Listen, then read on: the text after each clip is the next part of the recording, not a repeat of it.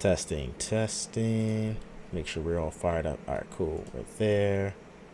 It's connecting. Yep, we are connected. Oh, wait. For some reason, one of my things is not connected. There it is. It's coming in. All right, cool. Ahoy, Malloy. Welcome back, folks. This is CPG. I'm D Cypher, and we are talking about my after theater reactions to seeing the movie Trap. Josh Hartnett stars in M. Night Shyamalan's movie Experience. Trap. 30,000 fans, 300 cops, one serial killer, no escape. I'm going to be completely honest with you. People on the internets were saying this is a bad movie, and up top, my too long didn't watch. They're lying. This is not a bad movie. This is a perfectly fine movie. And I'll give you the caveat that I'll say this. I don't really care for super serious movies. This movie, I saw my theater had, what was it, like younger people in it, and they got a chuckle out of the plot holes. I will talk about some of those plot holes, but first things first, let me get you the boring stuff out of the way. On a budget of $30 million, currently this movie is sitting at $21.7 million. So it has not, you know, made its money back yet. But like I said, it's fine. Movie sits at about an hour and 45 minutes. So it's not going to take up too much of your time. So you don't have to worry about taking up too much of your time. And did I give you my too long didn't watch? I think it's fine. The movie's fine. Good. Yeah, there it is. All right. So now let's go into my notes.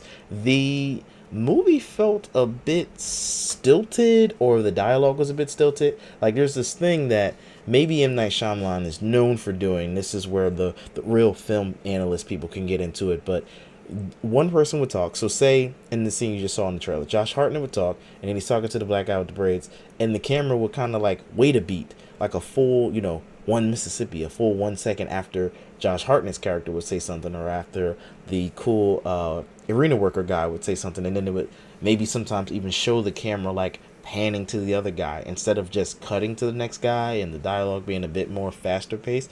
That was fine with me. I think that might just be something that M. Night Shyamalan does as a director, where there's like a weird pause in between. I didn't watch, what was the last movie he did? Was it Old, or was it Knock at the Cabin?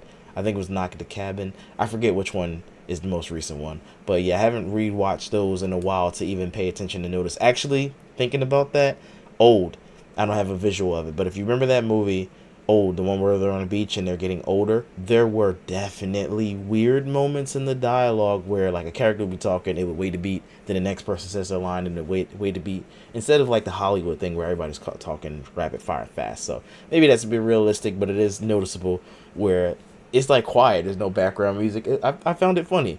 It wasn't too bad. It was just something that I noticed. So maybe it's just meant to be a bit awkward, and the character Cooper, that's who Josh Hartnett plays. Cooper is meant to be just a bit awkward. I mean, I guess he was. And also, by the way, I'm going to get into some spoilers. I'll save the spoilers for the end, possibly, but just know this is not a spoiler-free. So, as a matter of fact, I'm not going to save the spoilers to the end. We're just going to keep trucking on through, and I'm going to keep this video under 10 minutes. I loved the first, well, I liked the whole movie, but yeah, like I said, I liked it. But the first first 1 and 2 acts of the movie, definitely loved it, because it was a cat and mouse game of Cooper, the main bad guy, trying to get out, and he can't get out. He's trapped in this arena, and the FBI profiler is on his ass, and he's trying to figure out, okay, I gotta pull this fire alarm maybe, because then I'll cause a ruckus and I'll get out. And she's in the earpiece, because he sneaks and pick up an earpiece, and she's like, he think he's slick. He's calm, he's cool, he's collected. He's going to try to get out in the panic. He's going to pull an alarm, he's going to trip somebody, whatever. And he's like, all right, cool, I can't do that. So to me, this movie felt like, and I was telling my AMC workers, or not my AMC workers, my like people that work at the movie theater that I like, my friends at the movie theater, that's what I'm trying to say, sorry. I was telling them, like, it feels like an anime, to be honest. M. Night Shyamalan secretly is an anime fan, because I can see why maybe people who don't watch anime is like, this is a bit silly, this is a bit weird, why did he do all that?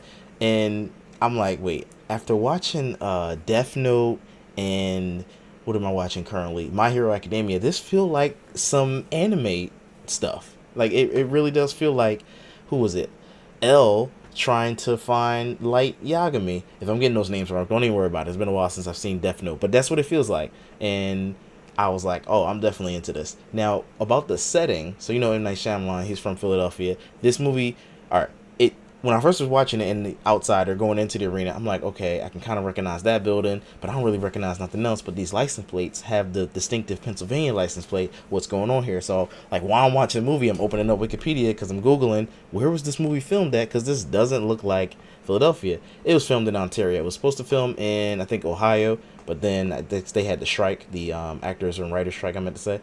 So they had to film it in, what's it called? Ontario. It's Canada. We're just gonna say Canada. So they filmed it in Canada, and it was funny seeing like some of the buildings CGI'd in or Philadelphia landmarks. I meant to say. I thought that was pretty cool. Josh Hartnett as an actor, he was acting his ass off. The girl character was fine. I mean, she was a kid actress, so it wasn't like a Stranger Things where it's like, oh, she's gonna blow up, she's gonna be the next big thing. She could, you never know, but I wasn't too worried about her. This movie, and she's not even on the poster, like, as the title character. This movie was definitely about Josh Hartnett. If anything, the Lady Raven character was more important in doing more stuff for the story, which, to talk about that for a second, one of my guys at the movie theater, he was like, that's kind of a bit weird. Like, he got his daughter in the movie, and I was like, no, it's nepotism. This is exactly what you're gonna do. Like, he don't have a kid, but I have a kid, so I get it. You're a director. You're gonna put your daughter in the movie, or she, wants to be in the movie. So Lady Raven is played by M. Night Shyamalan's daughter, which I also found out he has two daughters, because I'm like, didn't his daughter just direct a movie? So he has two daughters. One daughter directed The Watchers, and I didn't put out my thoughts yet on that. I'll get to a review when I can. And then the other daughter is the Lady Raven character in this movie, and I think that's pretty cool. I'm okay with a little bit of nepotism. I love it. Now, here's where we get to some of the plot holes.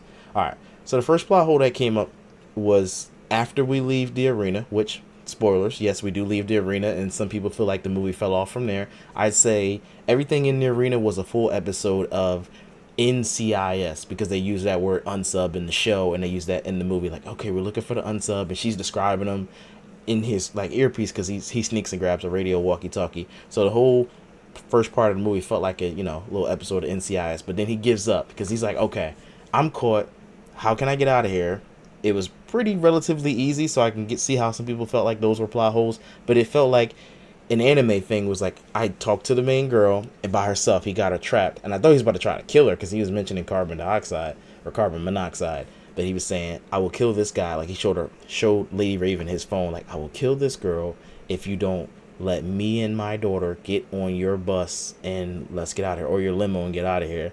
So you think, okay, cool, bet. Now where's this going to go? Because I didn't check my watch to see how much time was left, and this is probably where people said the movie that fell off, because like, you lost all your steam once he got out. I thought the whole movie was going to take place in the thing, and I did. The trailers made it seem like the whole movie was going to take place in the arena, so I could see how it lost its steam once he got out and the movie wasn't over. And I'm gonna tell you exactly what happened. I was like, I can see where the audience was like, I lost it. So this is my thoughts on it, and I can understand why people say they lost it. Once Lady Raven, so this is what happened. He gets in the car with Lady Raven. He convinces her and said, look, let us get in your limo, drop me off at this corner. I just need to get out, and I won't kill the guy that I got captive. The daughter has no idea what's going on. Lady Raven's like, oh crap, you got me. So he gets in the car. Lady Raven's like talking to Josh Hartnett's character, Cooper, can I see your house? And then the daughter's like, oh, bet, this is going to be great. I'm going to call mom. And he's like, oh, what are you doing? He like thinking to himself. You don't hear it, but it'd be like an anime. So that's my thoughts on it. I think it's on some anime stuff. Lady Raven felt like she was the hero. She was like, oh, I'm going to be brave and be the hero. I'm going to do it. So I can see why a regular, casual or more stricter film critique audience will be like, oh, this is crazy, this is a plot hole, why would she try to do this? And yeah, I get it, but I've been watching, like I said, anime lately, so I understand characters thinking they could just step up and be heroes, even though in real life I don't feel like that singer would have done anything. And then I was trying to write down the stuff and looking at my phone, so catching notes. So there's a scene where she gets his phone, and I thought that she logged into his spy camera app, and I'm like, didn't he have a password on it? How did she get in? So maybe that's a plot hole. Maybe I looked away, and then she also signs into her social media. I thought she used his phone, but then at the end he was like, give me all the phones you have, my daughter's phone, my phone, and your phone. So maybe she did use her phone. And also, when Lady Raven locked herself in the bathroom, how was this firefighter Cooper not able to break down the door? And I don't even think bathroom doors can lock on the outside. Can't you just like put a penny in it and twist it or something? I don't know. This movie felt like it would be a good anime. It was a cat and mouse game, and I would like the anime. I don't think this movie had too much of a twist at the end. Maybe the twist was that he still escapes, because I'm gonna tell you, this dude's superpowers, if this was an anime, like his quirk, it would be, and I'm past the 10-minute mark, but I'm gonna wrap it up real soon. It would be he could change clothes really fast, because he's in the house, he's basically caught, and he somehow sneaks out, because the plot dictates he had a tunnel. He sneaks out through this tunnel, and he grabs or kills a SWAT officer and gets their clothes on, which is a lot of gear to try to struggle to put on. And he didn't struggle, he put it on quickly, and he goes on another escapade.